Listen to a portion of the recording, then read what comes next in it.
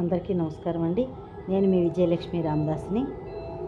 ఈ మధ్యన 2-3 రోజుల నుంచి నేను పాటలు పాడలేదు, కానీ ఇవాళ చిన్న కథ చెప్తాను. అది మంచి కథ. వినండి, లైక్ చేయండి.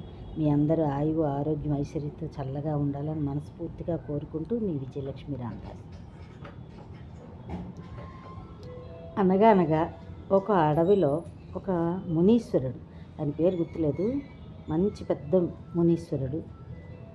ఆయన తపస్సు చేసుకుంటూ తన దినచర్యలు సాగిస్తూ ఉన్నాడు.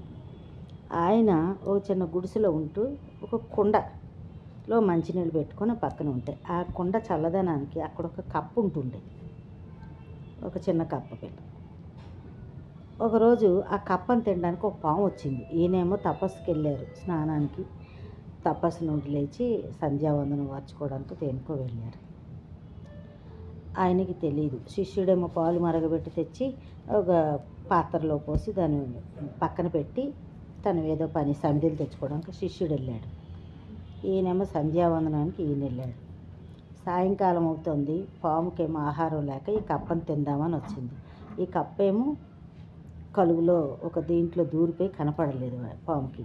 ఇంకా సరేలే, ఆకలే కదా, ఏదైతే ఏమైందని పాలల్లో మూతి పెట్టి పాలు తాగేసి అందులో విషం కక్కి కొన్ని పాలు వదిలేసి తను వెళ్ళిపోయింది. ఇది కప్ప చూసింది. అమ్మ, పాలలో విషం కక్కేసిందే, ఈ పాలు కానీ ఆ యతీశ్వరుడు కానీ తాగితే చనిపోతాడే అని చెప్పి అలా కాచుకొని ఉందట. ఆయన ఎప్పుడు వస్తాడు, ఎప్పుడు ఆ పాలు తాగడానికి ట్రై చేస్తాడు అని. ఈలోగా ఆయన సంధ్య ముగించుకొని వచ్చి తను పూజ తను చేసుకుని ఈ పాలు తాగేందుకు ఆ పాలు పాత్రను పట్టుకున్నాడు. ఆయన మట్టి పాత్రను పట్టుకోగానే సడన్గా ఎగిరెళ్ళి ఆ పాలల్లో పడిపోయింది ఈ కప్ప. అప్పుడు వెంటనే ఏమైంది, పాలలో విషం ఉంది కదా, కప్ప చనిపోయింది. ఋషి మామూలు వాడైతే కప్ప ఇదైందని ఏదో అనేవాడు. ఆయన యతి కదా, మంచి జ్ఞాని కదా, ఆయన దివ్య దృష్టితో చూశారు. చూస్తే పాము రావడం, పాలు తాగడం, అందులో విషం కక్కడం, పాము వెళ్ళిపోవడం, ఇదంతా కప్ప చూడడం, తన ప్రాణాలు కాపాడడానికి తన ప్రాణత్యాగం చేసిందని చెప్పి ఆవిడ్ని నీళ్లు మంత్రించి చల్లితే ఆ కప్ప ఆడకప్పది. అది ఒక అందమైన అమ్మాయి, అప్సరసల కన్నా తలదన్నే లాంటి అందగత్తె అమ్మాయి పుట్టింది. ఆ అమ్మాయికి ఏం నామకరణం చేశాడంటే మండోదరి, అంటే కప్ప. మండూకం అంటే కప్ప. మండూకం ఉదరంలోంచి వచ్చింది కాబట్టి మండోదరి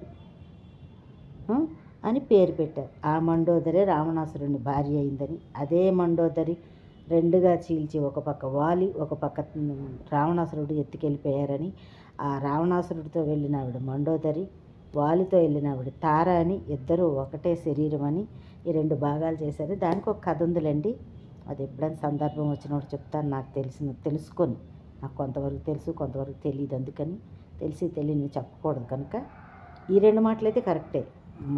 మండోదరి, తార ఒకే శరీరం నుండి వచ్చినవారు, 2 భాగాలు అయిపోయారు.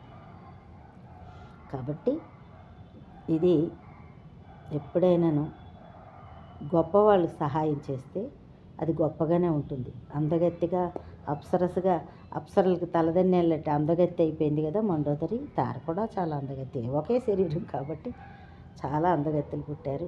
ఇది నాకు తెలిసిన చిన్న విషయం అండి.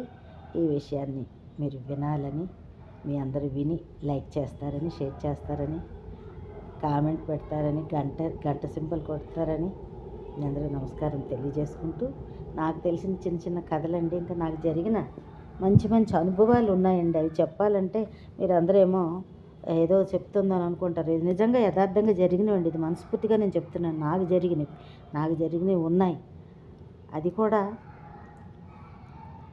మరొక నెక్స్ట్ చెప్తాను. అది నాకు మొన్ననే అంటే 2023లో జరిగింది, దేవీ నవరాత్రుల్లో. అది 3-4 సాక్షులు ఉన్నారు దానికి. మీరు నమ్మినా నమ్మకపోయినా వాళ్ళు ఉన్నారు. వాళ్ళ పేర్లు చెప్పలేను, ఒక పంతులు గారి పేరే చెప్పగలను. ఆ అబ్బాయి కూడా ఉన్నాడు, చెప్తాను మీ అందరికీ. నమస్తే, ధన్యవాదములు.